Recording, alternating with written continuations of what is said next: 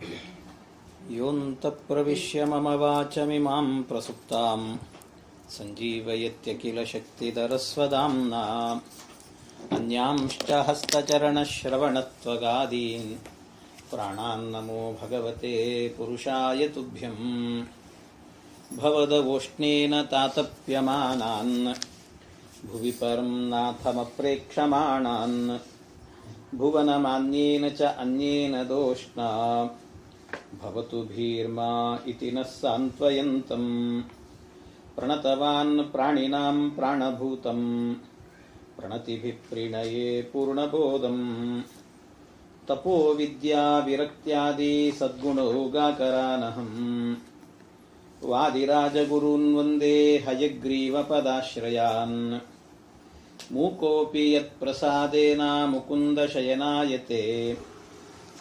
ರಾಜರಾಜಾಯತೆ ರಿಕ್ತೋ ರಾಘವೇಂದ್ರಂ ತಮಾಶ್ರಯೇ ಅನವದ್ಯಾತ್ಮಚಾರಿತ್ರಂ ವಾದಿಕದ್ಯೋತಭಾಸ್ಕರಂ ವಿದ್ಯಾಮಾನ್ಯಗುರುಂ ವಂದೇ ವಿದ್ಯಾವಿದ್ಯೋತಭಾಸ್ವರಂ ತಪಸ್ವಾಧ್ಯಾಯ ಶುಶ್ರೂಷಾ ಕೃಷ್ಣಪೂಜಾರತಂ ಮುನಿಂ ವಿಶ್ವೇಶಮಿಷ್ಟದಂ ವಂದೇ ಪರಿವ್ರಾಟ್ ಚಕ್ರವರ್ತಿನಂ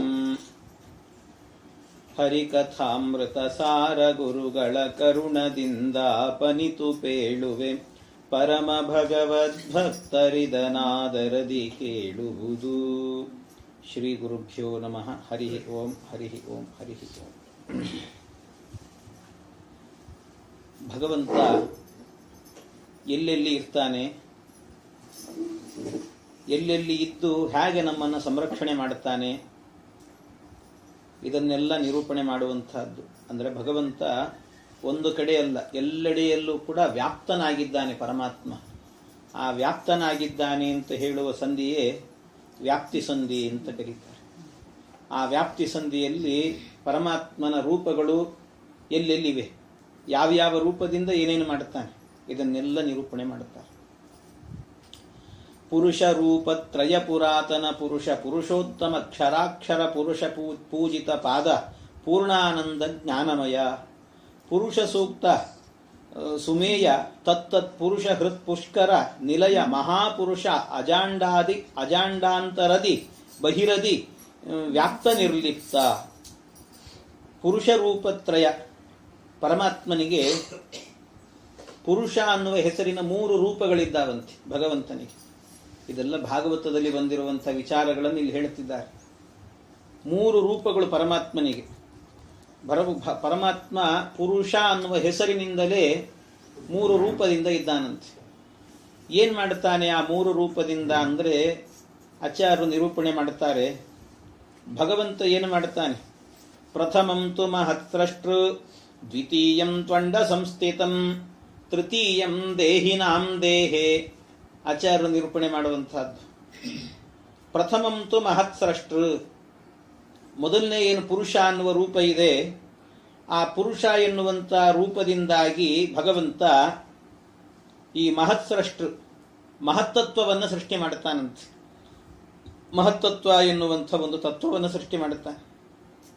ದ್ವಿತೀಯಂ ತಂಡ ಸಂಸ್ಥಿತಂ. ದ್ವಿತೀಯ ಎರಡನೇದ್ದೇನಿದೆ ಪುರುಷ ಅನ್ನುವ ರೂಪ, ಅದು ಬ್ರಹ್ಮಾಂಡದ ಒಳಗೆ ಇದೆ ಅಂತೆ. ಬ್ರಹ್ಮಾಂಡದ ಒಳಗಿದೆ ಪರಮಾತ್ಮನ ರೂಪ. ಅದು ಬ್ರಹ್ಮಾಂಡದ ಒಳಗೆ ಇದೆ ಅಂತ ಹೇಳಿದರೆ ಎಲ್ಲೆಡೆಯಲ್ಲೂ ಕೂಡ ವ್ಯಾಪ್ತವಾಗಿದೆ. ಎಲ್ಲೆಡೆಯಲ್ಲೂ ಕೂಡ ಎಲ್ಲಾ ಕಡೆ ವ್ಯಾಪ್ತವಾಗಿದೆ. ಅಲ್ಲ, ಮತ್ತು ಅವನೇ ಎಲ್ಲಾ ಕಡೆ ಇದ್ದಾನೆ ಅಂದ್ರೆ ನಾವಿರ್ಲಿಕ್ಕೆ ಹೇಗೆ ಸಾಧ್ಯ? ಎಲ್ಲ ಅವನೇ ಇದ್ದಾನಲ್ಲ. ಅಂದರೆ ಅದಕ್ಕೆ ತೇಜೋರೂಪನಾಗಿದ್ದಾನೆ ಅಂತ ತಿಳ್ಕೋಬೇಕು. ತೇಜೋರೂಪ ಅಂದ್ರೆ ಬೆಳಕು. ಬೆಳಕು ಇಲ್ಲಿ ಲೈಟ್ ಹಾಕಿದ್ದೀವಿ, ಲೈಟ್ ಎಲ್ಲಾ ಕಡೆ ಇದೆಯೋ ಇಲ್ಲ? ಇದೆ. ನಾವಿರ್ಲಿಕ್ಕೆ ಆಗ್ತಾ ಇದೆಯೋ ಇಲ್ಲ? ನಾವು ಇರಬಹುದು, ಅದರ ಬೆಳಕು ಇರಬಹುದು. ಹಾಗೆ ಬೆಳಕಿನಂತೆ ಪರಮಾತ್ಮ ಎಲ್ಲೆಡೆಯಲ್ಲೂ ಕೂಡ ಇರ್ತಾನೆ. ತೇಜೋರೂಪನಾಗಿ ಭಗವಂತ ಇರ್ತಾನೆ. ಹೀಗೆ ತೇಜೋರೂಪನಾಗಿದ್ದುಕೊಂಡು ಪರಮಾತ್ಮ ರಕ್ಷಣೆ ಮಾಡುತ್ತಿರ್ತಾನೆ. ದ್ವಿತೀಯಂತು ಅಂಡ ಸಂಸ್ಥಿತಂ. ಮೂರನೇದ್ದು ತೃತೀಯಂ ದೇಹಿನಾಂ ದೇಹೆ. ಪ್ರತಿಯೊಬ್ಬ ಜೀವರ ಒಳಗೂ ಕೂಡ ಪುರುಷ ಅನ್ನುವ ಹೆಸರಿನಿಂದ ಪರಮಾತ್ಮ ಇದ್ದಾನಂತೆ. ತೃತೀಯಂ ದೇಹಿನಾಂ ದೇಹೆ. ಎಲ್ಲ ದೇಹಿಗಳು ಯಾರ್ಯಾರು ದೇಹವನ್ನು ಪಡ್ಕೊಂಡಿದ್ದಾರೋ ಅವರ ಒಳಗೆಲ್ಲ ಕಡೆಯಲ್ಲೂ ಕೂಡ ಪರಮಾತ್ಮನೇ. ಇದೆಲ್ಲ ಭಗವದ್ಗೀತೆಯಲ್ಲಿ ಹೇಳಿದಂಥ ಮಾತು. ಅತೋಸ್ಮಿ ಲೋಕೆ ವೇದೇ ಚ ಪ್ರತಿತ ಪುರುಷೋತ್ತಮಃ ಪರಮಾತ್ಮನೇ ಲೋಕೇ ವೇದೇಚ, ಎಲ್ಲ ಕಡೆಯಲ್ಲೂ ಕೂಡ ಪರಮಾತ್ಮ ಅವನಿದ್ದಾನೆ. ವೇದದಲ್ಲಿ ಇದ್ದಾನೆ, ಎಲ್ಲ ಕಡೆಯಲ್ಲೂ ಪರಮಾತ್ಮ ಇದ್ದಾನೆ. ಹಾಗೆ ಪುರುಷ ಅನ್ನುವ ರೂಪದಿಂದ ನಮ್ಮ ಒಳಗಿರ್ತಾನಂತ ಪುರುಷ. ಇಂಥ ಪುರುಷ, ಇದನ್ನೇ ಪುರುಷ ರೂಪತ್ರಯ ಅಂತ ಕರೀತಾರೆ. ಇದು 3 ರೂಪದಿಂದ ಮೊದಲಿಗಿರುವಂತಹ ಪರಮಾತ್ಮನ ರೂಪಗಳಿವು. ಪುರುಷ ರೂಪತ್ರಯ, ಪುರಾತನ ಪುರುಷ. ಈ ಪುರುಷ ಏನಿದ್ದಾನೆ ಇವನು ಪುರಾತನ ಪುರುಷ. ಯಾರೂ ಇಲ್ಲದೆ ಇದ್ದಾಗಲೂ ಇವನೊಬ್ಬನೇ ಇದ್ದಂತೆ. ಅದು ಮೊದಲು ಯಾರು ಹುಟ್ಟಿರಲಿಲ್ಲ, ಯಾರು ಹುಟ್ಟದೇ ಇದ್ದಾಗಲೂ ಕೂಡ ಸೃಷ್ಟಿಯ ಆದಿಯಲ್ಲಿ ಇವನೇ ಇದ್ದ, ಕೊನೆಯಲ್ಲೂ ಇವನೇ ಇರ್ತಾನೆ. ಆದ್ರಿಂದ ಇವನಿಗೆ ನಾಶರಹಿತ. ಇವನ ದೇಹ ಎನ್ನುವಂತಹದ್ದು ತೃತೀಯಂ ದೇಹಿನಾಂ ದೇಹ, ನಮ್ಮ ದೇಹದ ಒಳಗಿರ್ತಾನೆ ಪರಮಾತ್ಮ. ಇದ್ರೂ ಕೂಡ ನಮ್ಮ ದೇಹ ನಾಶ ಆದರೂ ಕೂಡ ಅವನಿಗೆ ನಾಶ ಇಲ್ಲ, ಅವನ ನಾಶ ಆಗೋದಿಲ್ಲಂತೆ. ಆ ರೀತಿಯಲ್ಲಿ ನಾಶವಿಲ್ಲದಂತೆ ಇರ್ತಾನೆ ಪರಮಾತ್ಮ. ಹೀಗೆ ಪುರಾತನ ಪುರುಷ. ಪುರುಷೋತ್ತಮ, ಪುರುಷೋತ್ತಮ ಅಂತ ಹೇಳಿದರೆ ಎಲ್ಲೆಡೆಯಲ್ಲೂ ಕೂಡ ಇರುವಂಥವನು, ಎಲ್ಲ ಪುರುಷರಲ್ಲೂ ಕೂಡ ಉತ್ತಮ. ಪುರುಷ ಅಂತ ಹೇಳಿ ಇಬ್ಬರಿದ್ದಾರೆ ಅಂತ ಹೇಳ್ತಾರೆ. ಕ್ಷರಾಕ್ಷರ ಪುರುಷ ಪೂಜಿತ ಪಾದ. ಕ್ಷರ ಅಕ್ಷರ ಅಂತ ಅಂದ್ರೆ, ಕ್ಷರಾಕ್ಷರ ಅಂತ ಹೇಳಿದ್ರೆ ಇದನ್ನು ಹೇಳಿದ್ದಲ್ಲಿ ದ್ವಾವಿಮೌ ಪುರುಷೌ ಲೋಕೆ ಕ್ಷರಕ್ಷಾಕ್ಷರ ಏವಚ. ಅವೆಲ್ಲ ಕ್ಷರ ಸರ್ವಾಣಿ ಭೂತಾನಿ ಕೂಟಸ್ಥೋಕ್ಷರ ಉಚ್ಯತೆ. ಇದೆಲ್ಲ ಭಗವದ್ಗೀತೆಯಲ್ಲಿ ಹೇಳಿದಂಥ ಮಾತುಗಳು. ಕ್ಷರ ಅಕ್ಷರ ಪುರುಷ ಅಂತ ಹೇಳಿದ್ದಾರೆ. ಕ್ಷರ ಅಂತ ಹೇಳಿದರೆ ನಾಶವಾಗುವಂತಹ ಜೀವ, ನಾಶವಾಗುವಂಥ ಜೀವ ಅಲ್ಲ, ನಾಶವಾಗುವ ದೇಹ ಅಂತ ಅರ್ಥ. ನಾಶವಾಗುವಂಥ ದೇಹ ಇರುವಂಥವರು ಅಂತ ನಾವೆಲ್ಲರೂ ಕೂಡ ಸೇರ್ಕೊಳ್ತೀವಿ. ಅದರಲ್ಲಿ ನಾವೆಲ್ಲರೂ ಕೂಡ ನಾಶ ಆಗುವಂಥ ದೇಹ ಇರುವವರು ನಾವು. ಮತ್ತು ಅಕ್ಷರ, ಅಕ್ಷರ ಅಂತ ಹೇಳಿದರೆ ದೇಹಕ್ಕೆ ನಾಶವೇ ಇಲ್ಲ ಅಂತೆ. ಯಾರದು ಅಂತ ಹೇಳಿದರೆ ಲಕ್ಷ್ಮೀದೇವಿ.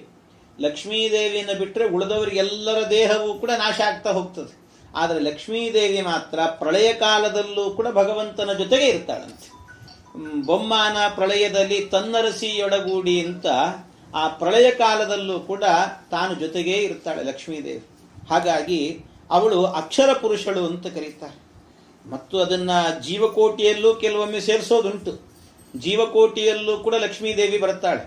ಅದರ ಅಭಿಪ್ರಾಯ ಏನು ಅಂದ್ರೆ, ಜೀವಕೋಟಿಯಲ್ಲಿ ಲಕ್ಷ್ಮೀದೇವಿ ಇದ್ದಾಳೆ ಅಂದ್ರೆ ನಮ್ಮಂತೆ ಅವಳು ಕ್ಷರಪುರುಷಳು ಅಂತ ತಿಳ್ಕೋಬಾರದು, ಪರತಂತ್ರ ಅಂತ ಅಷ್ಟೇ ಅಭಿಪ್ರಾಯ. ಜೀವಕೋಟಿಯಲ್ಲಿ ಲಕ್ಷ್ಮೀದೇವಿಯನ್ನು ಸೇರಿಸಿ ಹೇಳಿದರೆ ಆಗ ಅವಳು ಪರತಂತ್ರಳು, ಪರಮಾತ್ಮ ಮಾತ್ರ ಸ್ವತಂತ್ರ ಅಂತ ಅಭಿಪ್ರಾಯ. ಹಾಗೆ ಒಂದು ವೇಳೆ ಏನಾದರೂ ಜೀವೋತ್ತಮರಾಗಿರುವ ವಾಯು ಜೀವೋತ್ತಮ ಅಂತ ಸೇರಿಸಿದರೆ ಆಗ ಲಕ್ಷ್ಮೀದೇವಿ ಆಗಬೇಕಾದ್ರೆ ಇಲ್ಲಿ ಜೀವೋತ್ತಮರು ಅನ್ನುವಾಗ ಜೀವ ಶಬ್ದದಿಂದ ಕ್ಷರಪುರುಷರನ್ನ ಮಾತ್ರ ಇಟ್ಕೊಳ್ಬೇಕು. ಅವರಲ್ಲಿ ಉತ್ತಮರು ಯಾರು ಅಂದ್ರೆ ವಾಯುದೇವರು. ಇವಳಾಗಿ ಏನಾಗಿ ಬಿಡ್ತಾಳೆ, ಕ್ಷರಪುರುಷರಲ್ಲಿ ಸೇರೋದಿಲ್ಲ ಇವಳು, ಅವಳು ಅಕ್ಷರ ಪುರುಷಳು ಅವಳು. ಹಾಗಾಗಿ ಬಿಡ್ತಾಳೆ. ಜೀವಕೋಟಿಯಲ್ಲಿ ಸೇರಿಸಿದ್ರೆ ಆಗ ಪರತಂತ್ರಳು ಅಂತ ಅಷ್ಟೇ ಅರ್ಥ ಮಾಡಬೇಕು ಅವಳು. ಅದೇ ಏನಾದರೂ ಕೂಡ ವಾಯು ಜೀವೋತ್ತಮ ಅನ್ನುವಾಗ ಜೀವ ಅನ್ನೋ ಶಬ್ದವನ್ನು ಹಾಕಿದ್ರೆ ಅಲ್ಲಿ ಜೀವ ಅಂತ ಹೇಳಿದರೆ ವಾಯುದೇವರು ಉತ್ತಮರಾಗಿದ್ದಾರೆ ಅಂದ್ರೆ ಅದರಲ್ಲಿ ಲಕ್ಷ್ಮೀದೇವಿ ಸೇರ್ಲಿಕ್ಕೆ ಸಾಧ್ಯನಾ? ಅದಕ್ಕಾಗೋದಿಲ್ಲ. ಆದ್ರಿಂದ ಆ ಜೀವರಲ್ಲಿ, ಆ ಕೋಟಿಯಲ್ಲಿ ಲಕ್ಷ್ಮೀದೇವಿ ಸೇರೋದೇ ಇಲ್ಲ. ಅವಳು ಈಶಗಣದಲ್ಲಿ ಸೇರಿಬಿಡುತ್ತಾಳೆ, ಈಶಕೋಟಿ ಪ್ರವಿಷ್ಟಳಾಗ. ಇನ್ನು ಉಳಿದಂಥವರೆಲ್ಲರೂ ಕೂಡ ಕ್ಷರಪುರುಷರು ಅಂತ ಅರ್ಥ ಮಾಡಬೇಕಂತೆ.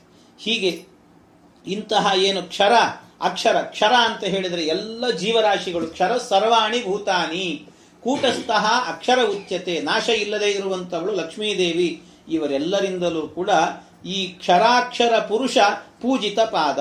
ಕ್ಷರ ಅಕ್ಷರ ಪುರುಷ ಅಂತ ಹೇಳಿದ್ರೆ, ಪುರುಷ ಅಂದ್ರೆ ಇಲ್ಲಿ ಬರೀ ಗಂಡಸರು ಅಂತ ಅರ್ಥ ಇಟ್ಟುಕೊಳ್ಬಾರದು.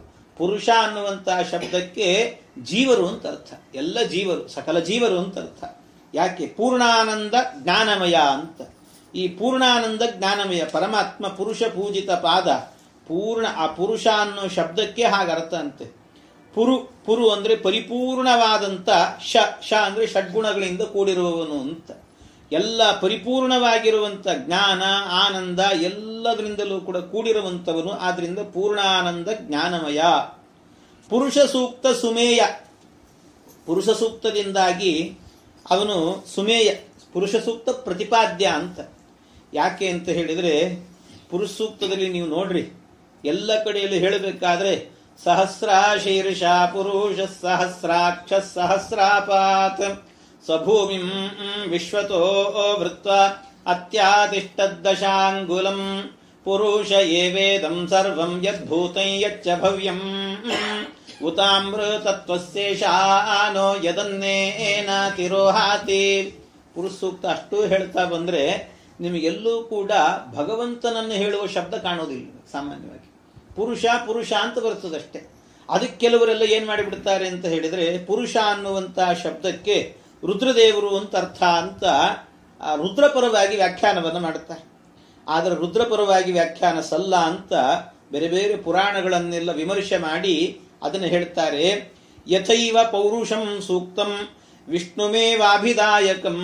ಆ ಪುರುಷ ಸೂಕ್ತ ಎನ್ನುವಂತಹದ್ದು ವಿಷ್ಣುಮೇವಾಭಿದಾಯಕಂ, ವಿಷ್ಣುವನ್ನೇ ಹೇಳುತ್ತೆ ಅನ್ನೋದನ್ನ ತಿಳಿಸೋದಕ್ಕೋಸ್ಕರವಾಗಿ ಪುರುಷ ಸೂಕ್ತ ಸುಮೇಯ ಅನ್ನೋ ಶಬ್ದವನ್ನು ಹಾಕ್ತಾರೆ ದಾಸರು. ಪುರುಷ ಸೂಕ್ತ ಸುಮೇಯ, ಪುರುಷ ಸೂಕ್ತದಿಂದ ಪ್ರತಿಪಾದ್ಯನಾದವನು ಭಗವಂತ. ಆಮೇಲೆ ತತ್ತತ್ ಪುರುಷ, ಆಮೇಲೆ ಪುರುಷ ತತ್ತತ್ ಪುರುಷ ಹೃತ್ಪುಷ್ಕರ ನಿಲಯ ಮಹಾಪುರುಷ. ಈ ತತ್ತತ್ ಪುರುಷ ಎಲ್ಲರ ಒಳಗೂ ಕೂಡ ತತ್ತದ್ ಎಲ್ಲಾ ದೇಹಗಳಲ್ಲೂ ಕೂಡ ಪರಮಾತ್ಮ ಇದ್ದಾನಂತೆ. ಪುರುಷ ಅಂತ ಯಾಕೆ ಅವನಿಗೆ ಹೆಸರು ಅಂದ್ರೆ, ನಮಗೆಲ್ಲ ಪುರುಷ, ಹೆಣ್ಣು ಮಕ್ಕಳು ಗಂಡು ಮಕ್ಕಳು ಎಲ್ಲರೂ ಪುರುಷ ಅಂತ ಕರೀತಾರೆ. ಯಾಕೆ ಅಂತ ಹೇಳಿದ್ರೆ, ಪುರುಷ ಅಂದ್ರೆ ಪುರಿ ಶೇತೆ ಇತಿ ಪುರುಷ ಅಂತ. ಪುರಿ, ಪುರಿ ಅಂದ್ರೆ ಈ ದೇಹ, ದೇಹದ ಒಳಗೆ ಪರಮಾತ್ಮ ವಾಸ ಮಾಡ್ತಾನಂತೆ, ದೇಹದ ಒಳಗೆ. ಆದ್ರಿಂದ ಇದಕ್ಕೆ ಪುರುಷ ಅಂತ ಹೇಳ್ತಾರೆ. ಅಂಥವನು ಪರಮಾತ್ಮ, ಆದ್ರಿಂದ ಅವನಿಗೆ ಪುರುಷ ಅಂತ ಹೆಸರು. ಅದು ಸ್ಥೂಲ ದೇಹದಲ್ಲೂ ಇದ್ದಾನೆ, ಸ್ವರೂಪ ದೇಹದಲ್ಲೂ ಇದ್ದಾನೆ, ಎರಡರಲ್ಲೂ ಕೂಡ ಇದ್ದಾನಂತೆ ಪರಮಾತ್ಮ. ಎಲ್ಲ ದೇಹಗಳಲ್ಲೂ ಕೂಡ ಇರ್ತಾನೆ. ಪುರಿಶೇತೆ ಇತಿ ಪುರುಷ ಅಂತ. ಅಷ್ಟೇ ಅಲ್ಲ, ಇನ್ನೊಂದೇನು, ಪುರುಸನೋತಿ ಇತಿ ಪುರುಷ ಅಂತ. ಪುರುಸನೋತಿ ಜ್ಞಾನ ಮತ್ತು ಆನಂದವನ್ನ ಕೊಡ್ತಾನೆ, ಆದ್ರಿಂದಾಗಿ ಇವನು ಪುರುಷ ಅಂತ ಈ ಅರ್ಥದಲ್ಲೂ ಕೂಡ ಹೇಳಿದ್ದಾರೆ. ಹೀಗೆ ಎಲ್ಲ ಕಡೆಯಲ್ಲೂ ಕೂಡ ತತ್ತತ್ ಪುರುಷ ಹೃತ್ಪುಷ್ಕರ ನಿಲಯ ಮಹಾಪುರುಷ ಅಜಾಂಡಾಂತರದಿ. ಅಂದ್ರೆ ಈ ಏನು ಬ್ರಹ್ಮಾಂಡ ಇದೆ, ಬ್ರಹ್ಮಾಂಡದ ಒಳಗೆ ಮತ್ತು ಬ್ರಹ್ಮಾಂಡದ ಹೊರಗೆ ಎಲ್ಲ ಕಡೆಯಲ್ಲೂ ಕೂಡ ಪರಮಾತ್ಮ ಇದ್ದಾನಂತೆ. ಎಲ್ಲ ಕಡೆಯಲ್ಲೂ ಭಗವಂತ ಇದ್ದಾನೆ. ಎಲ್ಲ ಕಡೆಯಲ್ಲೂ ಕೂಡ ಪರಮಾತ್ಮ ಇದ್ದಾನೆ ಅಂತಾದರೆ ನರಕದಲ್ಲಿದ್ದಾನೋ ಇಲ್ಲೋ? ಹಾಗಾದ್ರೆ ನರಕದಲ್ಲಿದ್ದಾನೆ. ನರಕದಲ್ಲಿ ಇದ್ದ ಅಂದ್ರೆ ಮತ್ತೆ ನರಕದಲ್ಲಿ ಆಗುವ ದುಃಖ ಅವನಿಗೆ ಆಗಬೇಕಲ್ಲ. ನಾವು ಈಗ ಎಲ್ಲಾದರೂ ಕೂಡ ಮನೆಯಲ್ಲಿ ಮಧ್ಯಾಹ್ನದ ಹೊತ್ತಿಗೆ ಬಹಳ ಬಿಸಿಲಾಗಿದೆ ಅಂತಾದ್ರೆ ಆ ಬಿಸಿಲಿಗೆ ಒಳಗಿರುವವರಿಗೆಲ್ಲ ಜಳ ಬಡಿತದೆ ಒಂದು ಸ್ವಲ್ಪ. ಆ ಜಳ ಬಡದಾಗ ಒಬ್ಬನಿಗೆ ಜಳ ಬಡಿಯೋದು ಇನ್ನೊಬ್ಬರಿಗೆ ಬಡಿಯೋದೇ ಇರೋದಂತಿಲ್ಲ, ಎಲ್ಲರೂ ಬರ್ಬೇಕು ಜಳ ಬಂದ್ರೆ. ಹಾಗೆ ಮನೆ ಒಳಗಿದ್ದವರಿಗೆಲ್ಲ ಬರುತ್ತೆ. ಅಂದ್ರೆ ನರಕದಲ್ಲಿ ಪರಮಾತ್ಮ ಇದ್ದಾನೆ ಅಂದ್ರೆ ಅಲ್ಲಿ ಆಗುವಂತಹ ದುಃಖ ಎಲ್ರಿಗಾಗುವಂತಹದ್ದು ಅಂದ್ರೆ ಪರಮಾತ್ಮನಿಗೂ ಆಗಬೇಕು.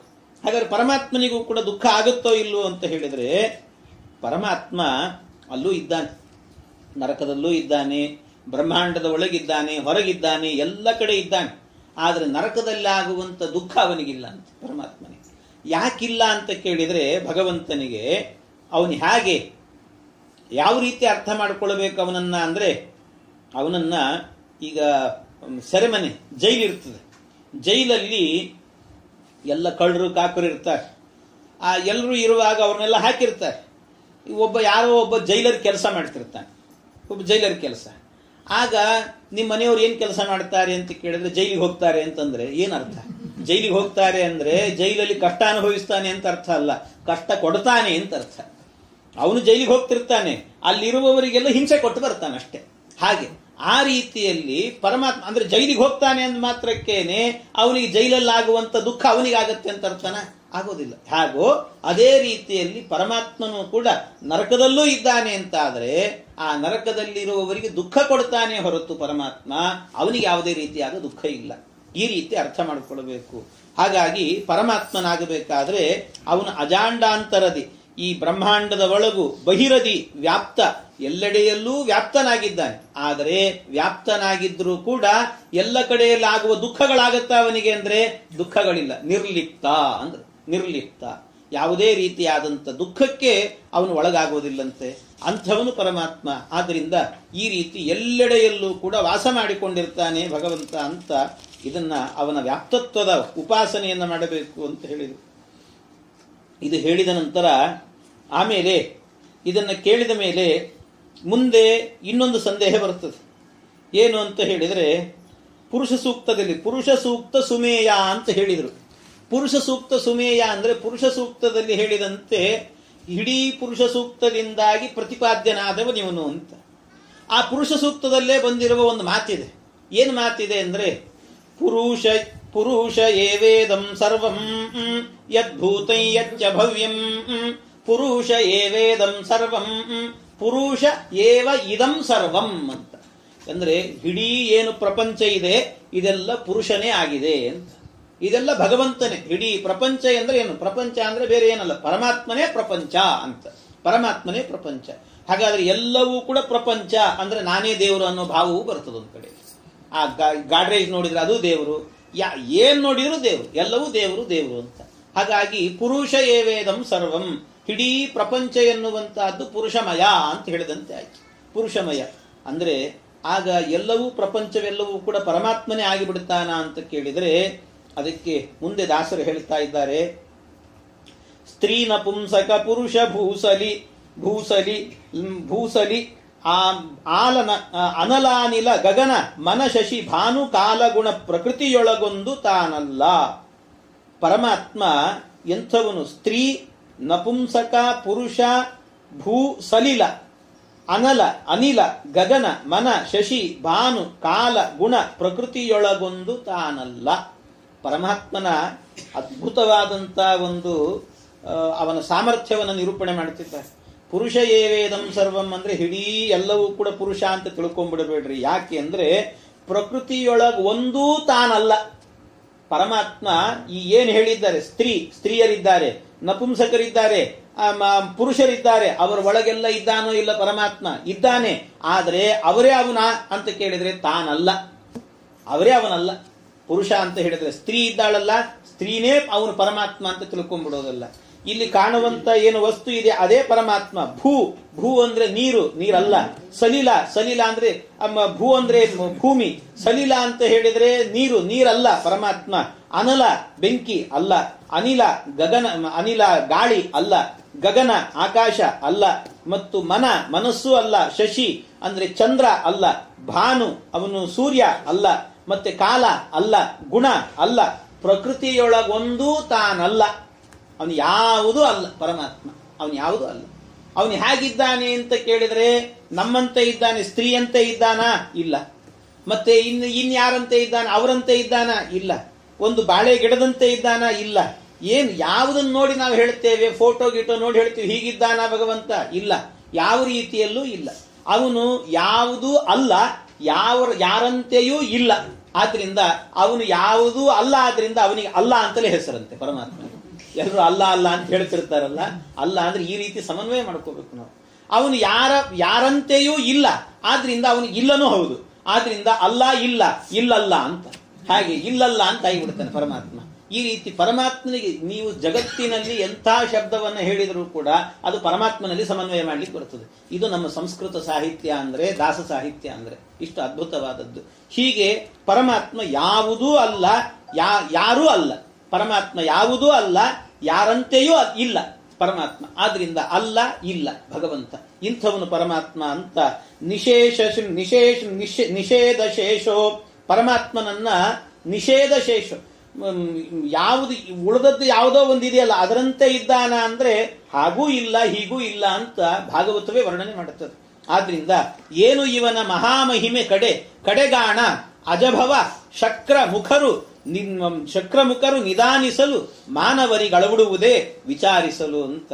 ಇವನ ಮಹಿಮೆಯನ್ನ ಕಡೆಗಾಣರ ಅಜಭವ, ಇವನ ಮಹಿಮೆ ಏನು ಅನ್ನೋದರ ಕೊನೆಯನ್ನ ನೋಡಬೇಕು ಅಂತ ಹೋದ್ರೆ ಅಜ ಅಂದ್ರೆ ಬ್ರಹ್ಮದೇವರು, ಅಜಭವ ರುದ್ರದೇವರು, ಶಕ್ರ ಇಂದ್ರದೇವರು, ಇವರೇ ಮೊದಲಾದವರಿಗೂ ಕೂಡ ಅದನ್ನ ತಿಳಿಲಿಕ್ಕೆ ಸಾಧ್ಯ ಇಲ್ಲ ಅಂತೆ. ಮಾನವರಿಗೆ ಅಳವಡುವುದೇ. ಇನ್ನು ಮನುಷ್ಯರು ನಾವು ಹುಲುಮಾನವರು, ನಮಗೇನು ಅರ್ಥ ಆಗತ್ತೆ ಇವನ ಮಹಿಮೆ. ಆದ್ರಿಂದ ಪರಮಾತ್ಮನನ್ನ ನಾವು ಅರ್ಥ ಮಾಡ್ಕೊಳ್ತೀವಿ ಅಂತ ಹೋದ್ರೆ ಅದಕ್ಕಿಂತ ಹುಚ್ಚುತನ ಮತ್ತೊಂದಿಲ್ಲ.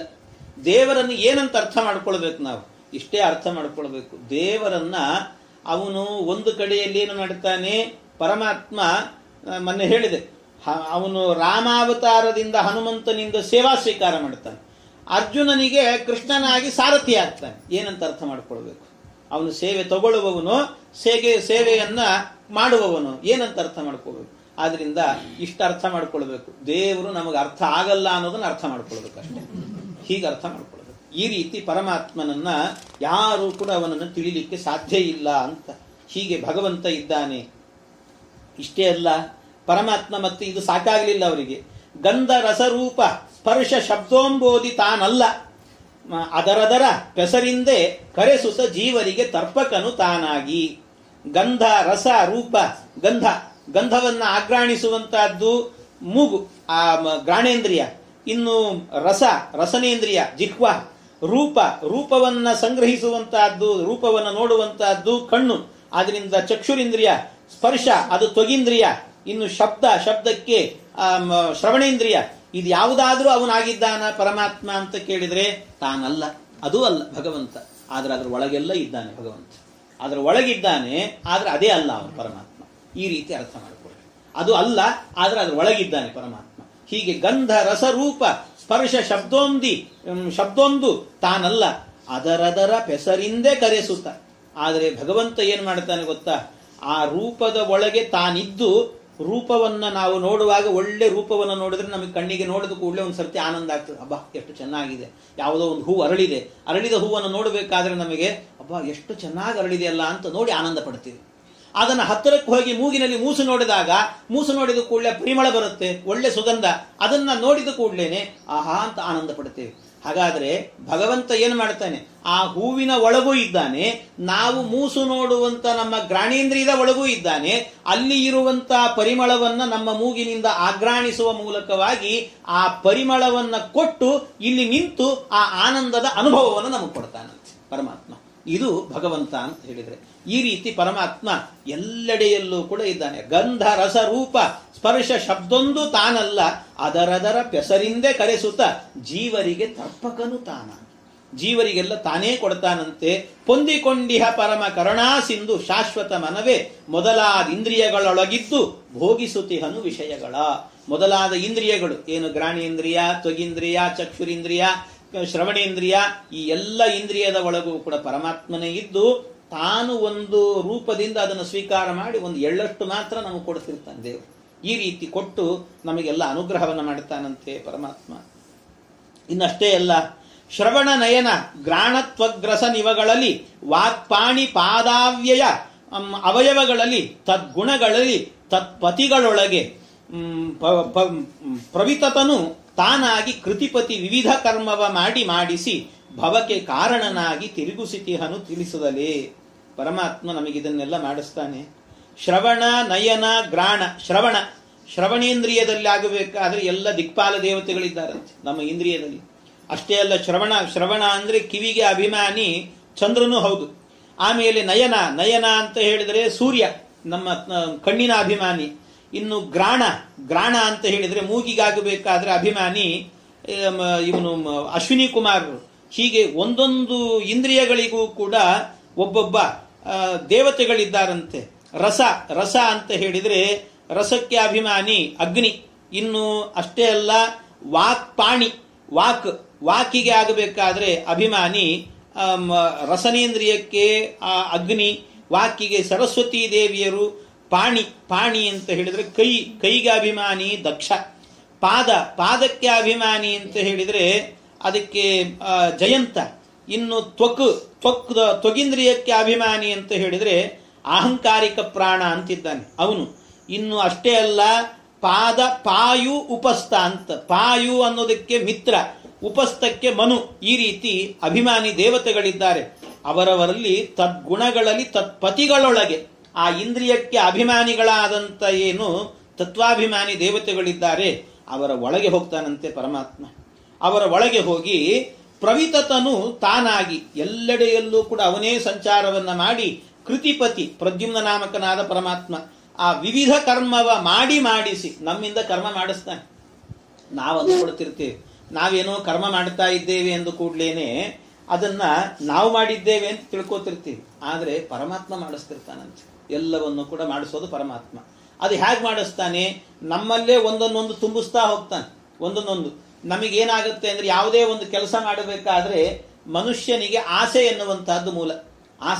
ಆಸೆ ಎನ್ನುವಂತಹದ್ದಿತ್ತು ಅಂದ್ರೆ ಆ ಆಸೆಯಿಂದಾಗಿ ಅವನು ಕರ್ಮಗಳನ್ನು ಮಾಡಲಿಕ್ಕೆ ಆರಂಭ ಮಾಡ್ತಾನೆ. ಇದು ಬೇಕು ಅನ್ನುವಂತಹದ್ದು ನಮಗೆ ಸಿಗದೇ ಇದ್ದಾಗ ಎಲ್ಲರೂ ಕರ್ಮ ಮಾಡ್ಲಿಕ್ಕೆ ಶುರು ಮಾಡ್ತಾರೆ. ಬೇಕಾದ್ದನ್ನು ಪಡ್ಕೊಳ್ಳೋದಕ್ಕೋಸ್ಕರವಾಗಿ ಕೆಲಸ ಮಾಡ್ಲಿಕ್ಕೆ ಶುರು ಮಾಡ್ತಾರೆ. ಸಂಪಾದನೆ ಮಾಡ್ತೀವಿ. ಯಾಕೆ? ಏನೋ ಮಾಡಬೇಕು ಅಂತಿದ್ದೀವಿ, ಮುಂದೆ ಮನೆ ಕಟ್ಟಬೇಕು ಅಂತಿದ್ದೀವಿ, ಅಥವಾ ಗಾಡಿ ತಗೋಬೇಕು ಅಂತ ಏನೋ ಒಂದು ಅಂತೂ. ಯಾಕೆ ಅಂತ ಹೇಳಿದ್ರೆ ಯಾವುದೋ ಒಂದು ಇಷ್ಟ, ಆಸೆ ಇದೆ ಒಂದು. ಆ ಆಸೆಯನ್ನ ತೀರಿಸಿಕೊಳ್ಳೋದಕ್ಕೋಸ್ಕರ ನಾವು ಮಾಡ್ತಾ ಇದ್ದೀವಿ. ಆದ್ರೆ ಆ ಆಸೆ ಇದೆಯಲ್ವ, ಆಸೆಯನ್ನು ಇಟ್ಟವನು ಯಾರು? ಪರಮಾತ್ಮ. ಆದ್ರಿಂದ ಇದನ್ನೆಲ್ಲವನ್ನು ಕೂಡ ಈ ಕರ್ಮವನ್ನ ಮಾಡಿಸಬೇಕಾದ್ರೆ ಅದಕ್ಕೆಲ್ಲ ಒಳಗೆ ಪರಮಾತ್ಮನೇ ಪ್ರೇರಕನಾಗಿರ್ತಾನಂತೆ ಭಗವಂತ.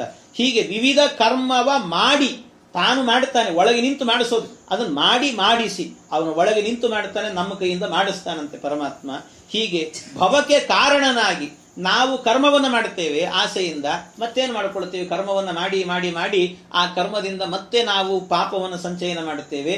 ಮತ್ತೆ ಭವಕ್ಕೆ ಕಾರಣವಾಗಿ, ಭವ ಅಂದ್ರೆ ಸಂಸಾರ, ಸಂಸಾರಕ್ಕೆ ಬೇಕಾಗಿರುವಂತ ಮತ್ತಿನ್ನೊಂದು ಜನ್ಮ ಅಂತಿದ್ರೆ ಇದೇ ಸಂಸಾರಕ್ಕೆ ಬರಬೇಕು, ಮತ್ತೆ ನಾವು ದೇವರ ಹತ್ರ ಹೋಗೋದು ಬೇಡ ಅಂತ ಇಲ್ಲಿಗೆ ಬರ್ತೀವಿ ಮತ್ತೆ ನಾವು ಅಂತಹ ಕೆಲಸವನ್ನು ಮಾಡ್ಕೊಂಡಿರ್ತೀವಿ. ಭವಕ್ಕೆ ಕಾರಣನಾಗಿ ತಿರುಗುಸಿತಿಹನು ತಿಳಿಸದಲೇ. ನಮಗೆ ಈ ಕೆಲಸವನ್ನೆಲ್ಲ ಮಾಡಿಸ್ತಿದ್ದಾನೆ, ಆದ್ರೆ ನಮಗೆ ಗೊತ್ತಿಲ್ಲ ಅಷ್ಟೇ, ನಮಗೆ ತಿಳಿಸ್ತಾ ಇಲ್ಲ ಈ ವಿಷಯವನ್ನು. ಹೀಗೆ ಮಾಡ್ತಿದ್ದೀನಿ ನೋಡು ಅಂತ ಆಗಾಗ ಎಚ್ಚರಿಕೆ ಕೊಡ್ತಿರ್ತಾನಂತೆ. ಆಗಾಗ ಕೊಡ್ತಿರ್ತಾನೆ, ಎಲ್ಲೋ ಪ್ರವಚನ ಅಲ್ಲಿ ಇಲ್ಲಿ ಕೂತಾಗ ಆಗಾಗ ಹೌದಪ್ಪ ಇದೇನೋ ಹೇಳಿದ್ದು ಸರಿ ಇದೆ, ಇನ್ನು ಮೇಲೆ ನಾವು ಹೀಗೆಲ್ಲ ಮಾಡಬಾರದು, ಪಾಪಕರ್ಮವನ್ನು ಮಾಡಬಾರದು, ದೇವರ ಧ್ಯಾನ ಮಾಡಬೇಕು, ಹಾಗೆ ಹೀಗೆ ಅಂತ ಅನಿಸ್ತದಂತೆ. ನಮ್ಮ ಗುರುಗಳು ಯಾವಾಗಲೂ ಒಂದು ಕತೆ ಹೇಳೋರು. ಪ್ರವಚನ ಮಂದಿರದಲ್ಲಿ ಎಲ್ಲಾದ್ರೂ ಕೂತ್ಕೊಂಡಾಗ ಹೇಗಿರ್ತದೆ ಅಂದ್ರೆ ಪಂಜರದ ಗಿಣಿಯಂತೆ ಅಂತ. ಪಂಜರದ ಗಿಣಿ, ಪಂಜರದಲ್ಲಿ ಇಟ್ಟಂತ ಒಬ್ಬ ವ್ಯಕ್ತಿ ಇದ್ದಂತೆ, ಗಿಣಿ ಸಾಕಿದ್ದಂತೆ. ಆ ಗಿಣಿಯನ್ನ ಪಂಜರದಲ್ಲಿ ಇಟ್ಟು ನಿತ್ಯ ಅದಕ್ಕೆ ಹೇಳಿಕೊಡ್ತಿದ್ದಂತೆ, ರಾಮ ಕೃಷ್ಣ ಗೋವಿಂದ ಅಂತೆಲ್ಲ ಹೇಳ್ಕೊಡ್ತಿದ್ದಂತೆ. ರಾಮ ಕೃಷ್ಣ ಅಂತ ಹೇಳಿ ಅದು ತನ್ನ ಭಾಷೆಯಲ್ಲಿ ರಾಮ ಕೃಷ್ಣ ಅಂತ ಹೇಳ್ತಿತ್ತಂತೆ. ಅದು ಬಹಳ ಸಂತೋಷ ಆಯ್ತು. ಬಂದವರಿಗೆಲ್ಲ ಕರೆದು ತೋರಿಸ್ತಿದ್ದಂತೆ, ನೋಡು ನನ್ ಗಿಳಿ ಸಾಕಿದೀನಲ್ಲ, ರಾಮಕೃಷ್ಣ ಅನ್ನತ್ತು ನೋಡ್ಬೇಕಾದ್ರೆ ಕೇಳು, ಹೇಳು ಅಂತ ಹೇಳಿಸ್ತಿದ್ದಂತೆ. ಆ ಗಿಣಿ ಹೇಳೋದು ಇವನಿಗೆ ಬಹಳ ಆನಂದ ಆಗಿಬಿಡ್ತು. ಒಂದ್ಸರ್ತಿ ಆನಂದ ಆಗಿ ಬಂದವರೆಲ್ಲ ಹೊಗಳಿಬಿಟ್ರು ಅವನನ್ನು. ಹೊಗಳಿದಾಗ ಒಂದ್ಸರ್ತಿ ಗಿಣಿಯನ್ನು ಎತ್ತಿ ಮುದ್ದಾಡಬೇಕು ಅಂತ ಬಾಯಿಗೆ ಹೊರಗೆ ಬಾ ನೀನು ಅಂತ ಪಂಜರದಿಂದ ಹೊರಗೆ ತೆಗೆದು ಕೈಯಲ್ಲಿ ಹಿಡ್ಕೊಂಡು ಹೀಗೆ ಮೇಲೆ ಹಿಡ್ಕೊಂಡು ರಾಮಕೃಷ್ಣ ಅಂತ ಹೇಳು ಅಂತ ಹೇಳಿದ್ನಂತೆ. ಆಗ ಅದು ರಾಮಕೃಷ್ಣ ಅಂತ ಹೇಳಬೇಕಲ್ಲ, ರಾಮಕೃಷ್ಣ ಅಂತ ಹೇಳ್ತು ಕೊನೆ ಗೋವಿಂದ ಅಂತ ಹೇಳ್ಕೊಡದಿದ್ದನ್ನು ಹೇಳ್ಬಿಡ್ತಾರೆ, ಮೇಲೆ ಹಾರೇ ಹೋಗಿಬಿಡ್ತಾರೆ ಗೋವಿಂದ ಅಂತ ಒಂದ್ಸರ್ತಿ. ಹಾಗೆ ನಾವು ಹೇಗೆ ಅಂತ ಹೇಳಿದ್ರೆ ಆಮೇಲೆ ರಾಮ ಇಲ್ಲ ಕೃಷ್ಣ ಇಲ್ಲ, ಎಲ್ಲ ಗೋವಿಂದ ಅಷ್ಟೇ. ಹಾಗೆ ನಾವು ಯಾವ ರೀತಿ ಅಂದ್ರೆ ಪ್ರವಚನದಲ್ಲಿ ಕೂತಿದ್ದೀವಿ ಅಂತ ಆದ್ರೆ ಮಾತ್ರ ಆಗ ಪಂಜರದ ಗಿಣಿ ಇದ್ದಂತೆ, ರಾಮ ಕೃಷ್ಣ ಅಂತ ಹೇಳಿಕೊಟ್ಟದನ್ನು ಹೇಳ್ತಿರ್ತದಲ್ಲ. ಹಾಗೆ ನಾವು ಕೂಡ ಅಯ್ಯೋ ದೇವರು ಇದ್ದಾನೆ, ದೇವರು ನಡೆಸಿದಂತೆ ನಡೀಬೇಕು, ದೇವರ ಸಂಕಲ್ಪದಂತೆ ಇರಬೇಕು, ದೇವರ ಧ್ಯಾನ ಮಾಡಬೇಕು, ಇದೆಲ್ಲ ಅನಿಸ್ತಾ ಇರ್ತದೆ. ಆಮೇಲೆ ಪ್ರವಚನ ಮುಗಿಲಿ, ಪಂಜರದ ಗಿಣಿ ಹೊರಗೆ ಬರ್ತದಲ್ಲ, ಇಲ್ಲೆಲ್ಲ ಅನ್ಕೊಂಡಿರ್ತೀವಿ ರಾಮ ಕೃಷ್ಣ. ಒಂದು ರೋಡ್ ದಾಟ್ಲಿಕ್ಕೆ ಪುರುಸೊತ್ತಿಲ್ಲ, ರಾಮ ಇಲ್ಲ ಕೃಷ್ಣ ಇಲ್ಲ, ಎಲ್ಲ ಗೋವಿಂದ ಅಷ್ಟೇ. ಹಾಗಾಗಿ ಹೋಗಿರ್ತದಂತೆ. ಆ ರೀತಿ ಇರ್ತದೆ. ಆದ್ರಿಂದ ಇದು ನಮಗೆ ತಿಳಿಸೋದಿಲ್ಲ ಪರಮಾತ್ಮ. ನಮಗೆ ಅನಿಸ್ತಿರ್ತದೆ ನಾವೆಲ್ಲ ತಿಳ್ಕೊಂಡಿದ್ದೀವಿ ಅನ್ನೋ ಭ್ರಮೆ ನಮಗಷ್ಟೇ, ಏನಿಲ್ಲ. ಆದ್ರೆ ಒಂದೊಂದು ಕ್ಷಣದಲ್ಲೂ ಕೂಡ ನಮ್ಮನ್ನು ಆಳ್ತಿರ್ತಾನೆ ಪರಮಾತ್ಮ. ಆದ್ರಿಂದ ತಿರುಗುಸಿತಿಹನು ತಿಳಿಸದಲೆ, ನಮಗೆ ತಿಳಿಸೋದಿಲ್ಲ ಪರಮಾತ್ಮ ಇದನ್ನೆಲ್ಲ. ಅಷ್ಟು ತತ್ವಜ್ಞಾನ ನಮಗೆ ಬರೋದಿಲ್ಲ. ಈ ರೀತಿ ಮಾಡ್ತಾನೆ.